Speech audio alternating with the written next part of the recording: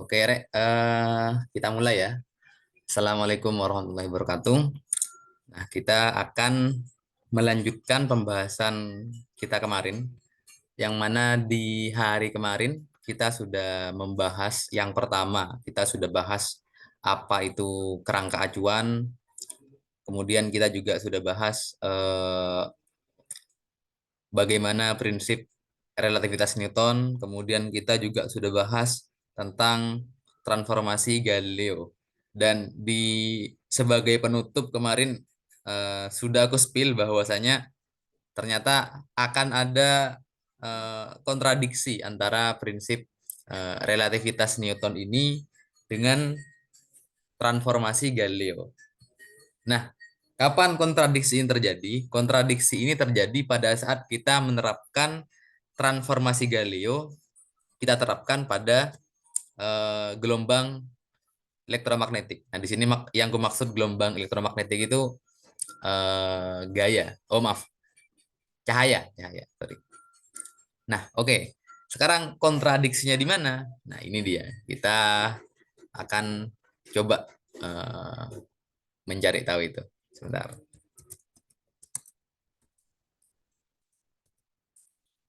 Oke.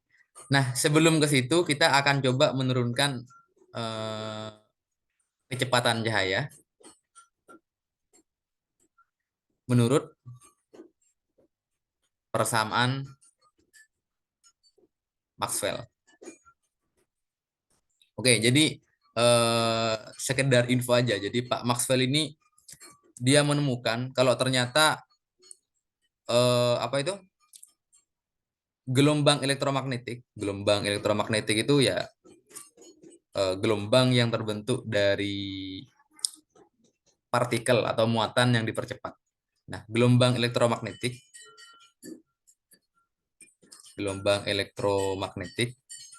Nah, dia ternyata punya kecepatan sekitar 3 kali 10 pangkat 8 meter per sekon. Nah, terus berdasarkan hasil percobaan, cahaya pun ternyata punya kecepatan yang sama. Sehingga eh, Pak Maxwell ini yang pertama kali kemudian menyadari, oh kalau gitu berarti cahaya itu juga merupakan gelombang elektromagnetik. Nah, terus pertanyaannya, gimana Pak Maxwell bisa menemukan kalau cahaya itu dia gelombang elektromagnetik dan kok bisa tahu Pak Maxwell itu kecepatannya cahaya itu sekian. Nah, ini yang akan kita coba turunkan. Oke, ini mungkin akan membutuhkan sedikit penurunan matematis, tapi ini penting untuk kalian tahu, karena ini mungkin di kelas kalian bakal langsung dapat hasilnya gitu, tanpa tahu dari mana penurunannya. Oke, kita coba bahas itu. Nah, sekarang eh kalau kita bicara tentang gelombang elektromagnetik, kita kan bicara tentang perambatan dari medan magnet dan medan listrik. Jadi ada medan magnet. Medan magnet itu kita lambangkan B. Ada medan listrik yang mana dia merambat dengan dia besarnya berubah-ubah. Besarnya dia berubah-ubah. Nah, oke. Kalau bicara gelombang, biasanya persamaan Maxwell ini kita tuliskan dalam bentuk 3 dimensi. Nanti kalian akan kenal ada divergensi, ada curl, tapi aku gak akan bahas sampai di sana. Kita coba sederhanakan dulu karena untuk materi ini kalian masih baru dapat di Visma 2 nanti. Oke, ada apa? Nah, sekarang katakanlah cahaya itu merambat ke arah sana. Oke, simpelnya gini. Katakanlah cahaya itu merambatnya ke arah sana. Arah rambatan cahaya ini, arah eh, rambatan cahaya. Nah, maka kalau cahaya merambat ke sana dalam arah yang tegak lurus cahaya. Oke, katakanlah oh ini perlu ku gambarkan sumbunya ini. Bentar. Gambarkan sumbunya dulu. Saya katakan ini sumbu sumbu Y, ini sumbu X, ini sumbu Z katakan. Oke. Nah, kalau ada cahaya merambat ke sana, anggap ini oh sebentar. Anggap ini arah rambatan cahaya, arah rambatan cahaya. Nah, akan ada medan magnet dan medan listrik yang tegak lurus dengan arah rambatan cahaya ini. Jadi kalau arah rambatan cahaya ke sana, terus katakanlah ada medan listrik ke sana, nah maka akan ada medan magnet yang arahnya ke sana. Jadi ini sumbu sumbu X, Y, Z ya, X, Y, Z. Nah, kalau ada cahaya merambat ke sumbu X, maka pada sumbu dan ada medan magnet pada sumbu Y. Maaf, ada medan listrik pada sumbu Y, maka pada sumbu Z akan ada medan magnet. Jadi kalau kalian sering lihat kayak gini misalkan, kalau kalian sering lihat yang gini misalkan, street, nah, terus yang ini ada yang ke arah Z gitu. Nah, kan biasanya gelombang cahaya kan dilambangkan gini kan. Ya ini salah satunya dia medan listrik, salah satunya dia medan magnet. Nah, pada intinya di sini yang perlu dipahami kalau ada arah cahaya ke arah sumbu X misalkan, maka dalam arah tegak lurus itu ada medan magnet dan medan listrik yang dia juga saling tegak lurus. Nah, menurut persamaan Maxwell, oke, menurut persamaan Maxwell, menurut persamaan Maxwell, oke, perubahan medan listrik dalam arah X, dia akan sama dengan min kecepatan perubahan medan magnet. Oke, ini dalam arah X tapi ini ya. Kalau dalam 3 dimensi nanti kalian akan kenal dia sebagai ini nanti. Eh, akan kenal sebagai ini. Tapi kita akan nggak akan bahas itunya. Kita akan bahas dalam satu arah saja biar lebih mudahkan kita untuk memahami. Oke, ini mungkin kalau kalian udah tahu ini turun parsial ya. Jadi kita turunkan E hanya terhadap X saja. Nah, ini yang pertama. Oke, katakan ini rumus 1. Terus yang kedua, perubahan medan magnet terhadap arah X, dia akan sama dengan perubahan kecepatan medan listrik. Namun ini masih dikali min mu 0 epsilon 0. Oke, ini kita berangkat dari dua dasar ini. Sebenarnya persamaan Maxwell-nya ada 4, tapi di sini kita pakai 2 di antaranya. Nah, itu. Di antaranya itu ini. Persamaan 1 sama 2 ini. Tapi ini khusus dalam arah X saja. Tapi tidak apa-apa. Kita gunakan ini. Nah, oke. Kita lihat. Dari 2 persamaan ini kira-kira bisa kita modifikasi enggak? Nah, katakanlah di sini. Katakanlah. Sebentar. Katakanlah yang persamaan satu, do E per do X sama dengan min do B per do T, itu sama-sama aku turunkan terhadap X. Oke, jadi sekarang jadinya do per do X dari do E per do X, berarti sama aja dengan, ya ini turunannya ini berarti, turunannya ini. Turunannya itu berarti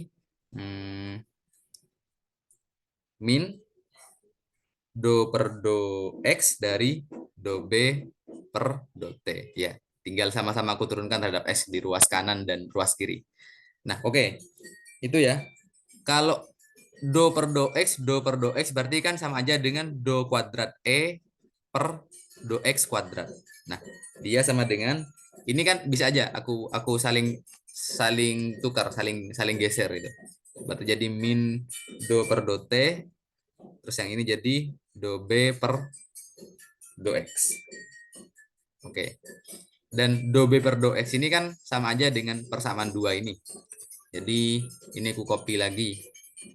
Nah, ini aku copy lagi sehingga aku punya do B per do X itu sama dengan ini ya. Ya, ini do B per do X ya. Ini itu tetap sama dengan ini. Nah, ini kan. Oke.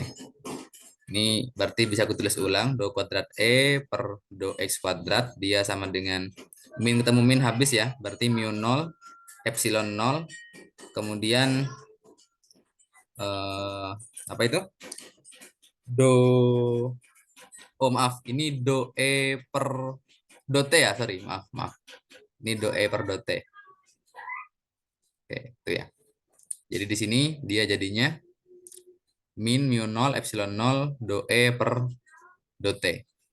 Nah, jadi ini jadinya apa? Do per do T dari do E per do T. Oke, ini ya. Dari dua persamaan ini terus kita selesaikan lagi. Berarti ini jadi apa? Ini jadi ini. Terus do per do t kali do per do t lagi berarti kan do kuadrat E per do t kuadrat. Oke, kita punya persamaan ini. Dan sekedar info aja, mungkin nanti kalian di Fisgal dapat persamaan ini kita kenal dengan nama persamaan gelombang. Kalau ada turunan dua kali terhadap ruang, terus dia bisa dihubungkan dengan turunan dua kali terhadap waktu, maka dia merupakan persamaan gelombang. Nah, persamaan gelombang apa maknanya? Berarti E di sini dia merupakan gelombang. Di sini dia merupakan gelombang sehingga solusinya dia pasti juga persamaan gelombang. Persamaan gelombang gimana? Kayak gini kan? Katakanlah aku punya misalkan. Dia sama dengan N0, ini amplitudenya. Ya gelombang kan kayak gini kan persamaannya kan? Sin omega T min Kx. Nah, ini kan. Ini eh, solusi persamaan gelombang. Oke, sekarang kita pengen tahu eh, berapa nilai dari turunannya E dua kali terhadap X dan turunannya E dua kali terhadap T. Nah, turunannya E dua kali terhadap X, oke, kita coba. Kita coba. Tak kasih warna biru ini. Do E per do X dulu. Berarti dia sama dengan N0. Turunannya terhadap X, berarti dia kali min K ya. Kali min K. Terus sin berarti dia jadi cos ya. Cos omega T min Kx. Ini turunan pertama. Turunan keduanya berarti sama N0. Terus berarti sekarang min K kalikan lagi dengan min K. Terus kalikan turunannya cos itu berarti min sin ya. Berarti min sin omega T min Kx. Atau kalau kita sederhanakan dia min kali min habis ya. Berarti tinggal min N0 K kuadrat sin omega T min Kx. Oke. Itu turunan kedua dari E terhadap X. Nah, sekarang bagaimana turunan kedua dari E terhadap T? Oke, kita tulis lagi ininya. Nah, ini. Ini. Oke, turunan pertama dulu. Turunan pertama terhadap T. Berarti kita punya do E per do T. Dia sama dengan N0 kali omega kali cos omega T min Kx. Terus turunan keduanya terhadap T. Berarti dia sama dengan min N0 omega kuadrat sin omega T min Kx. Oke, sampai sini aman ya. Nah, kita udah punya turunan keduanya E terhadap X, kita udah punya turunan keduanya E terhadap T. Ya tinggal masukkan aja. Yang warna biru, yang turunan kedua terhadap X kita masukkan ke sana, yang turunan kedua terhadap T kita masukkan ke sana. Apa jadinya? Jadinya ini. Jadinya, ya bentar. Ini ya. Ini kan do kuadrat E per do X kuadrat. Oke, dia sama dengan mu 0, epsilon 0, kita kali dengan ini, turunan keduanya E terhadap waktu.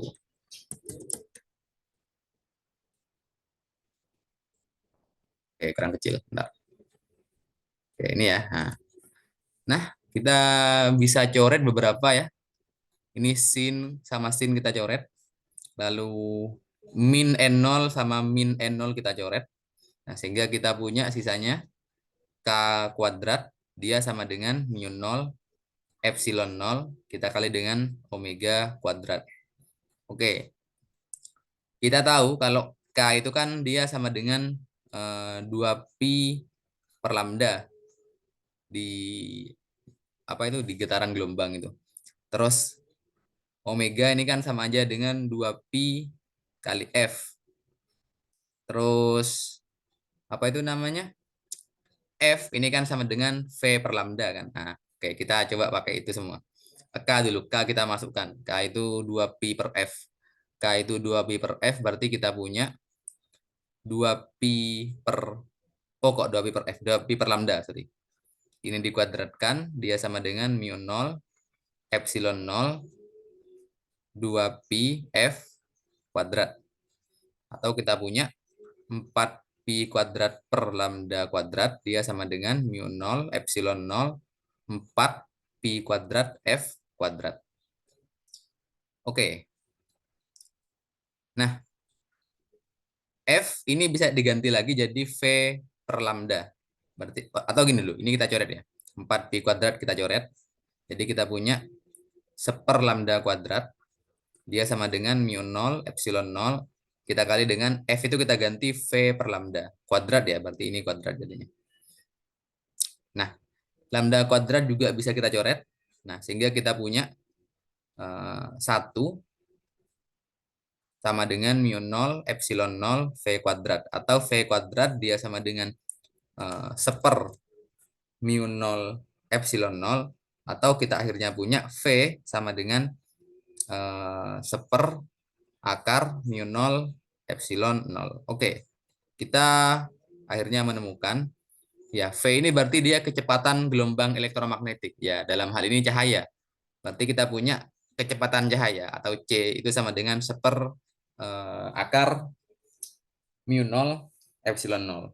Nah, ini kalau kalian coba masukkan angkanya, angkanya mu 0 sama angkanya epsilon 0, kalian akan dapat dia hasilnya sama dengan 3 kali 10 pangkat 8 meter per sekon. Jadi itu asal-usulnya. Nah, ini nanti kalian akan dapat lagi di Fisgal, dan mungkin kalau di FDL itu kayaknya ada juga kayaknya di babnya Pak Adri itu mungkin. Nggak tahu, ada atau enggak di kalian di FDL kemarin.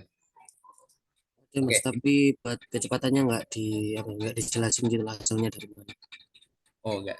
Tapi ketemu ini enggak? Sampai ketemu ini enggak? Oh, ada kok, Mas, di materinya Pak Joni. Oh, bahasanya. Ya. Oke, ya setidaknya kalian udah pernah tahu ya bentuk ini. Pokoknya C itu berarti dia seper akar mu 0 epsilon 0. Nah, jadi ini, akhirnya Pak Maxwell, nah Pak Maxwell itu menemukan kalau ternyata cahaya memiliki kecepatan C, yaitu per akar mu 0 epsilon 0, yang dia nilainya 3 kali 10 pangkat 8 meter per sekon. Nah, ini kemudian yang menjadi masalah. Oke, sebelum itu ini just info aja, yang ini dia namanya permitivitas ruang hampa. Yang ini dia permeabilitas ruang hampa.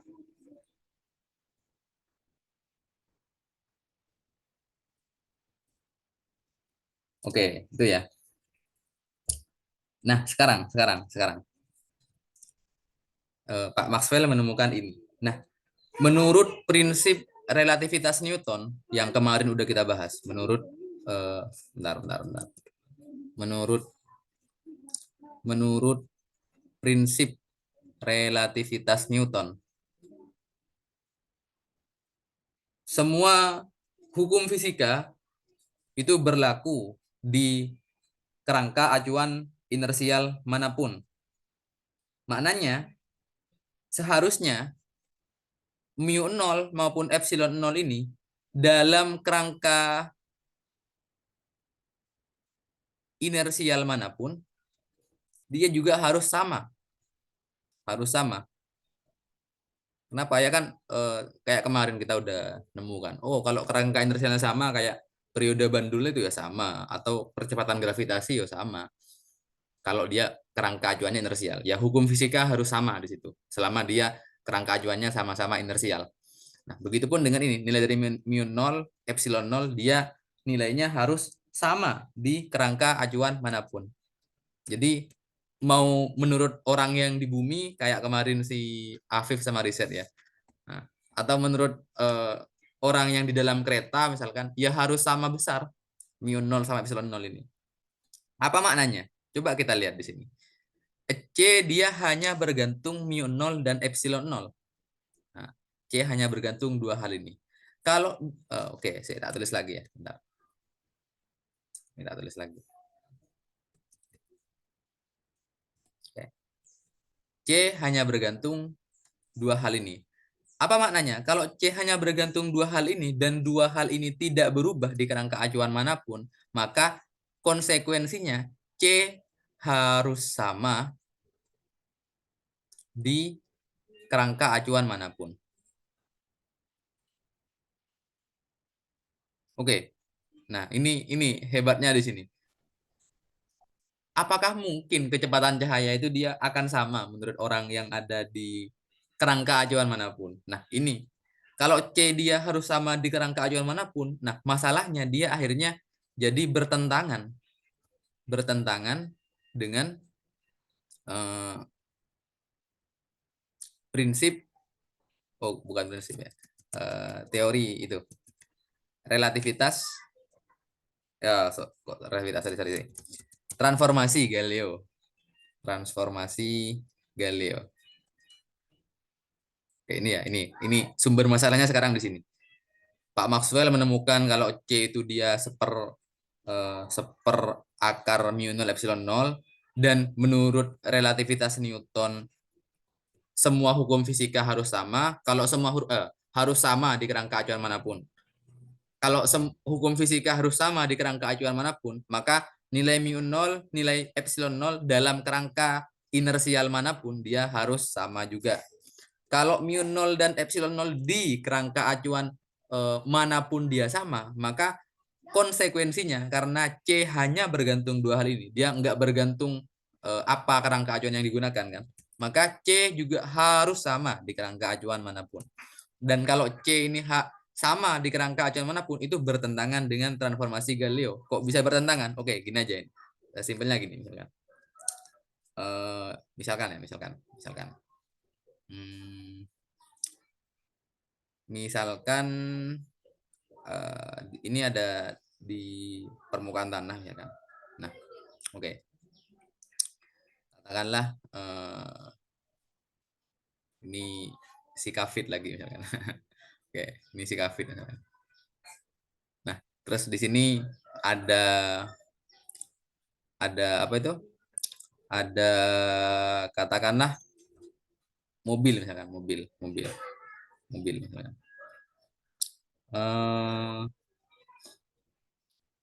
Nah, oke. Katakanlah di sini ada atau gini. Ini tak balik, bentar. Tak balik. Kafitnya tak geser ke sana, mobilnya tak geser ke sana. Kok gak ikut semua? Bentar. Kok hilang? Bentar. Wah, kok hilang ya? Bentar. Ada apa-apa, tak gambar lagi aja.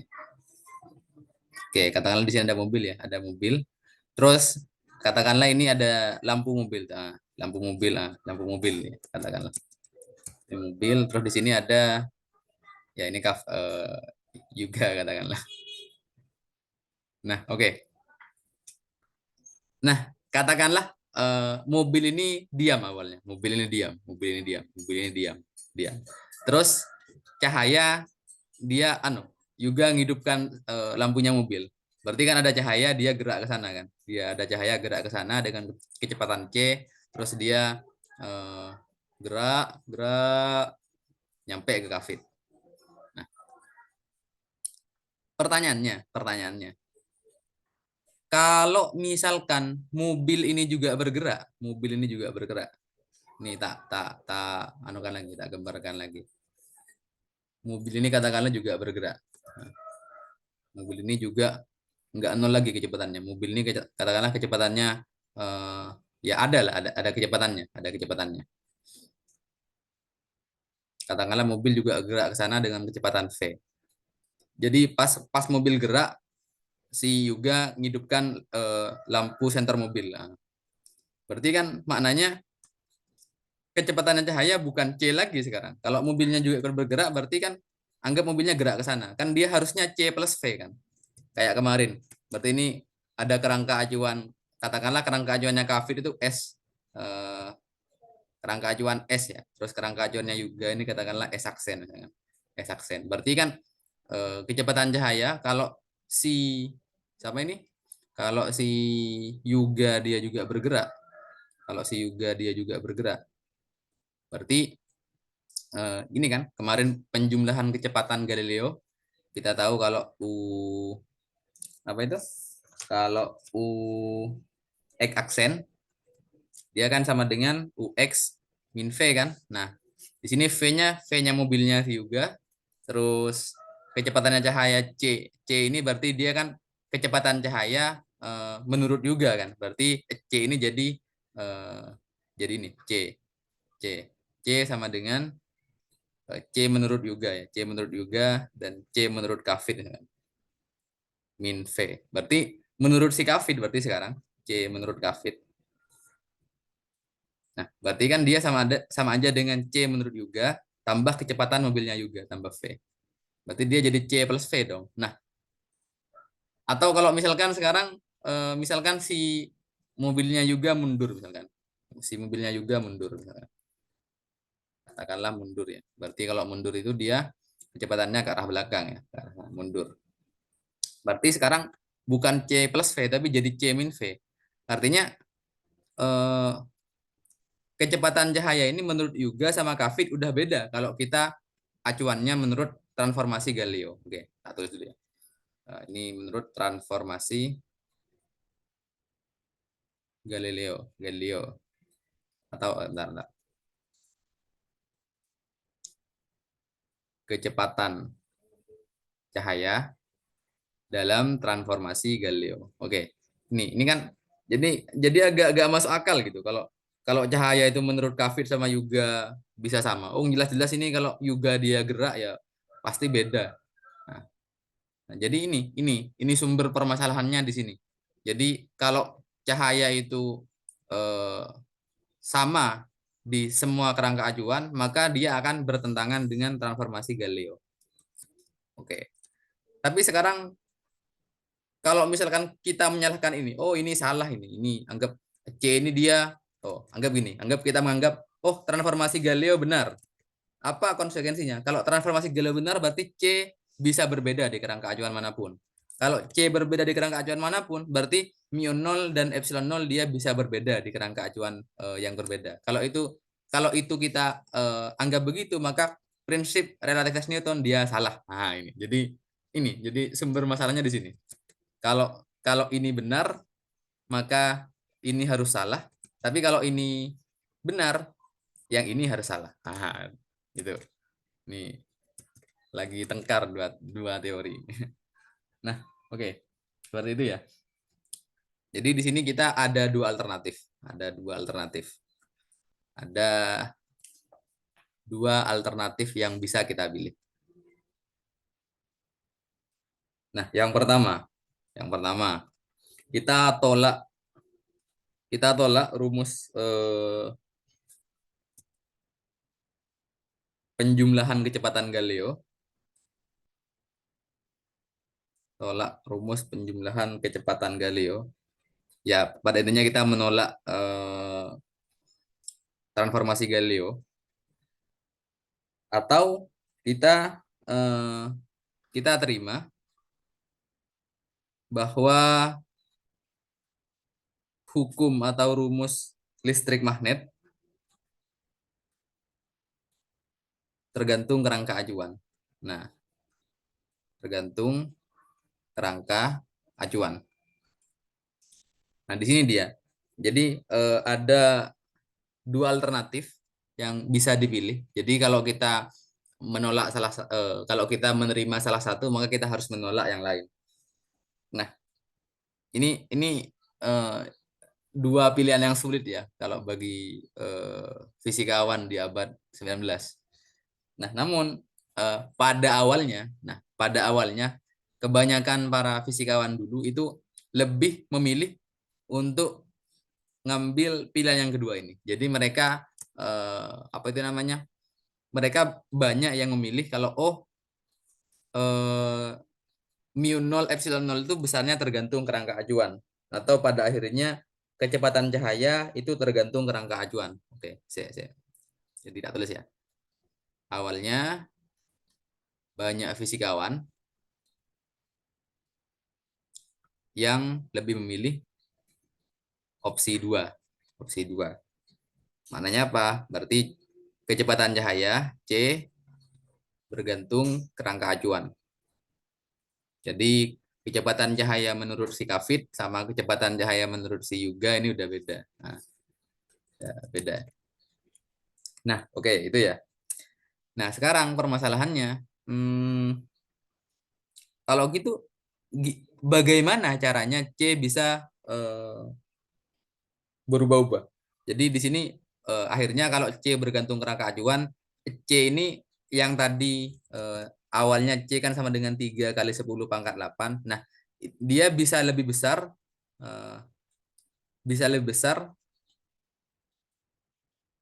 juga bisa lebih kecil. Juga bisa lebih kecil.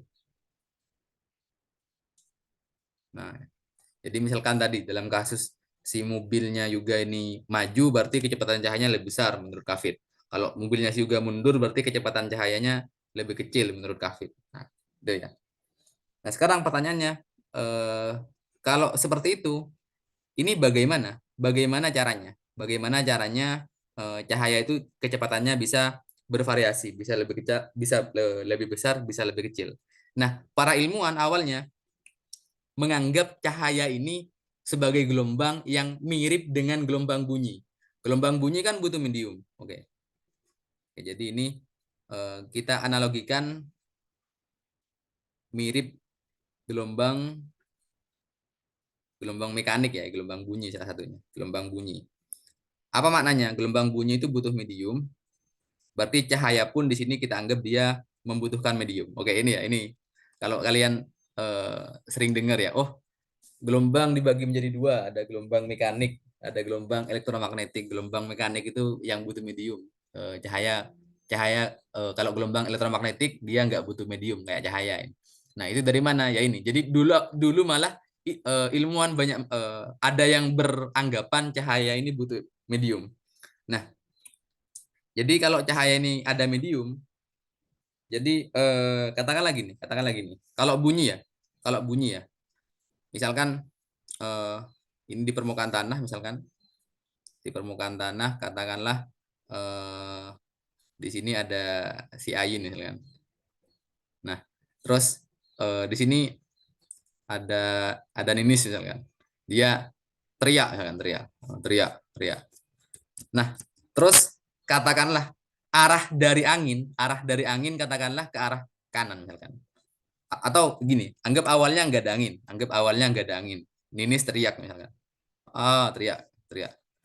Nah, teriak. Nah, katakanlah kecepatan suara itu kan rata-rata 331 lah, 331 eh, meter per sekon misalkan.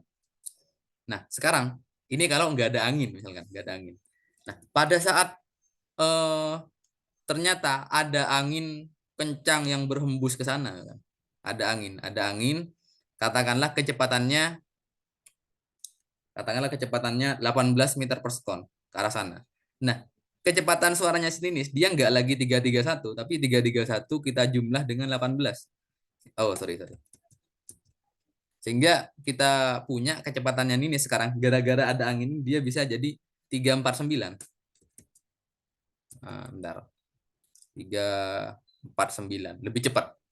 Nah, juga hal yang sama berlaku kalau anginnya ini dia berlawanan. Berlawanan berarti jadi lebih kecil kecepatan suaranya si uh, Ninis yang didengar si Ayin. Nah, oke, maknanya apa? Cahaya ini bisa kecepatannya bervariasi. Ini bisa terjadi pada saat cahaya itu ada medium perambatan.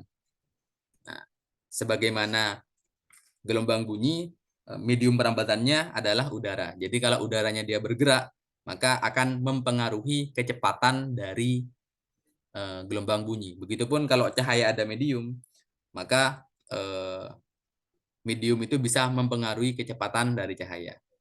Nah, sekarang pertanyaannya, kalau gitu apa? Sebentar. Nah, kalau gitu pertanyaannya sekarang, apa medium perambatan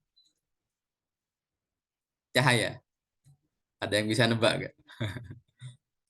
Ini udah aku spill pas apa itu? Pas Ether ya mas. rapat mabanya kalian di BGJ itu. Ether ya mas. Iya itu. Jadi medium perambatan cahaya ini para fisikawan abad 19 dulu menamainya dengan ether. Oke, ether ini medium perambatan cahaya. Meskipun pada waktu itu belum terbukti ini ada apa enggak, tapi ilmuwan waktu itu menduga, berteori, oh ada medium perambatan cahaya namanya ether. Di mana ether ini sifat-sifatnya yang pertama dia ada di mana-mana, ada di mana-mana. Bahkan di ruang hampa pun ada ether gitu. Terus ether ini dia nggak kayak udara. Ether ini dia nggak bermassa, dia tidak bermassa, dan juga dia tidak memberikan efek pada gerakan planet atau ya benda-benda lah. Pada gerakan benda bermassa katakanlah. Jadi ether ini murni dia hanya mempengaruhi gerak cahaya, tapi dia nggak mempengaruhi gerak yang lain kayak gimana gerakannya bumi dia nggak menghambat, nggak kayak apa ya kalau kalau kalau kita misalkan eh, apa itu kalau kita apa itu gantungan bandul misalkan dia kan berosilasi, tapi kan akhirnya dia berhenti. Kenapa berhenti? Karena ada gaya gesekan dari udara kan. Nah, tapi ether ini dia nggak kayak gitu. Dia nggak mempengaruhi benda bermassa. Jadi nggak ada gesekan sehingga bumi jadi berhenti baru ngelilingi matahari kan lucu kan. Oke, kita lanjut. Itu ya, itu sifat dari ether. Nah, sekarang eh, oke itu ilmuwan berteori seperti itu. Tapi kita tentu perlu membuktikan apakah ether ini dia benar-benar ada atau cuma atau nggak ada. Nah, sekarang gimana cara membuktikannya? Nah, ini. Jadi katakanlah ya. Oke, sebentar. Bagaimana cara membuktikan ether? Buktikan keberadaan ether. Oke. Nah, katakanlah ini matahari, nah, ini matahari. Matahari, terus ini lintasan bumi lah, lintasan bumi. Aduh, sorry. Lintasan bumi. Aduh, bentar. Kok kehapus nih? Ini lintasan bumi ya. Lintasan bumi, terus ini bumi.